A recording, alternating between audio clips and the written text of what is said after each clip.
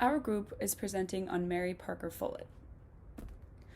Follett was a pioneer in organizational management during a time when men were often looked to as leaders of the business world.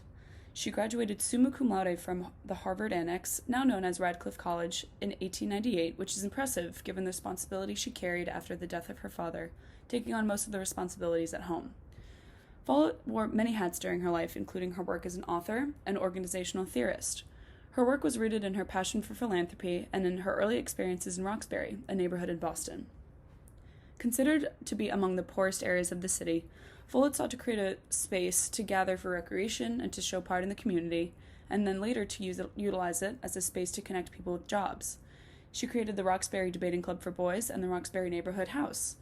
It was during this time that Follett developed her management skills and began building the foundation for her principles of integrative decision-making. Follett is commonly known as the mother of modern management and has quite a few theories that have influenced the workforce and management for decades to come. At the core of her work, Follett challenged Taylor's scientific management method, which largely became the mainstream model at the time.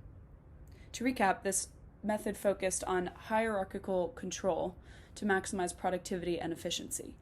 She wanted to bring the human element back into work relationships to maximize creative solutions and create a harmonious and positive workplace.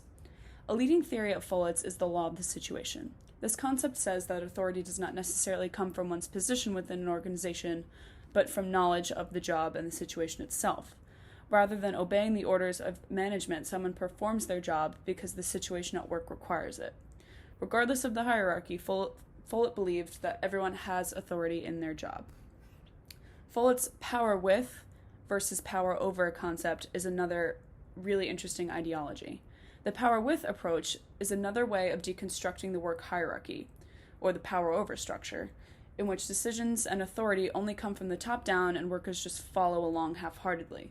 Follett believed that a power with, a more communal and collaborative approach to business was more democratic, and therefore would create a more positive environment that would foster creative solutions to either societal or organizational challenges.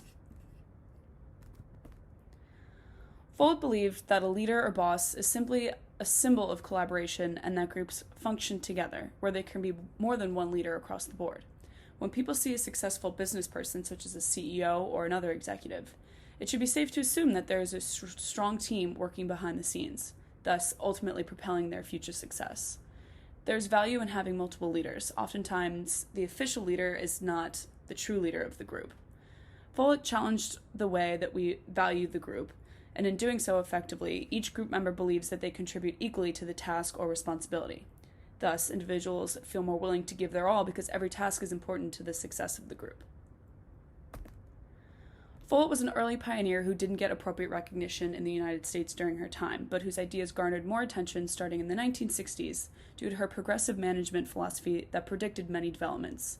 Her work was a crucial step from the view of workers as mechanistic to the current viewpoint that management needs to recognize and emphasize human behavior. Her work was necessary for the humanization of the workforce that led to huge leaps in productivity and the development of ideas like competition authority and decentralized decisions that are crucial to the theory of participatory management. Management theorist Warren Bennis said of Follett's work, "Just about everything written today about leadership and organization comes from Mary Parker Follett's writings and lectures." Working at a nonprofit like Autism Speaks, Follett's power with concept absolutely rings true for me. I work in an extremely collaborative environment in which the Chief Strategic Initiatives and Innovation Officer or my director is only a team's message away to bounce ideas off of. It's an even playing field, which allows for a really positive workplace where I feel valued. For Izzy, AL.com, the Alabama Media Group, is a statewide news organization that transformed 9 years ago from 3 separate newspapers into one statewide news organization, shifting from a print to digital focus. One of the keys to their success has been the collaborative work environment where all ideas are encouraged from everyone. In fact, it's been one of the challenges they've had to overcome during the pandemic. How do you create the open atmosphere of the newsroom in a virtual space? It has forced the leaders of their company to be proactive with planning and creating meeting opportunities, though it's still not the same as being in the physical proximity of people.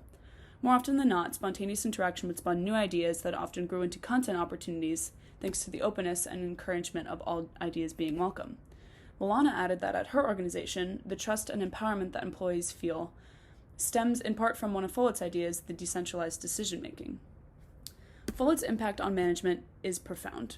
Particularly as a woman during this age, Follett's theories broke ground, and whether you've realized it or not, they've likely played into your own work environment and team experiences throughout your career.